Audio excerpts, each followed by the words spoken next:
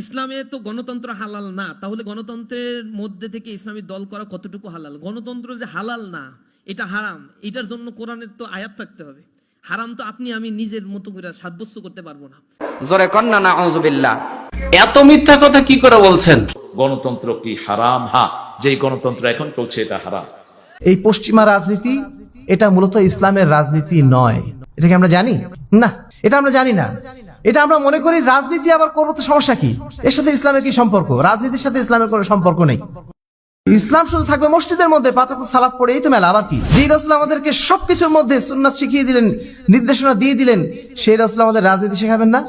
সেই রাসূল আমাদের অর্থনীতি শেখান নাই? সেই রাসূল আমাদের ব্যবসা শেখান নাই? তাহলে আপনি কিভাবে বলছেন যে এই যুগে এটা চলবে না? ইসলাম কি শুধু আল্লাহ রসুলের যুগের জন্য? আমি রাজনীতি করবো, খুব ভালো কথা, কিন্তু রাজনীতি করবো কার তরিকায়? আগে জেনে নেবো যে আল্লাহ রসুল কি আদর্শ শিখিয়েছেন আমাকে। গণতন্ত্র একটি কুফরি মতবাদ।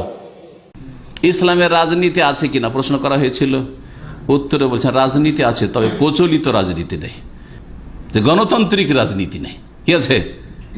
ইসলামের রাজনীতি গণতন্ত্র নাই। জি হ্যাঁ, গণতন্ত্র কুফরি মতবাদ। ইসলামের নাম ব্যবহার করে যে গণতন্ত্রে যাচ্ছেন আপনি, সেখানে আপনার বহু শিরক মেনে নিতে হবে, বহু পাপ মেনে নিতে হবে, সেগুলি সংস্কার করতেও পারবেন না, ক্ষমতা নেই। হ্যাঁ, কারণ জাতি ওই রকম তৈরি হয়নি।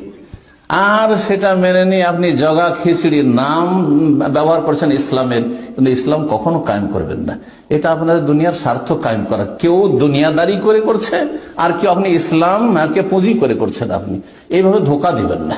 যারা দুনিয়াদারি করে রাজনীতি করছে আর লুটে পুটে খাচ্ছে, তারা আপনার ইসলামের অপব্যবহার, ইসলামের অপব্যাখ্যার চাইতে ভালো। যে ওদেরকে সবাই চেনে, কেউ মনে করেন না যে ওদেরকে ভোট দিলে নাকি হবে।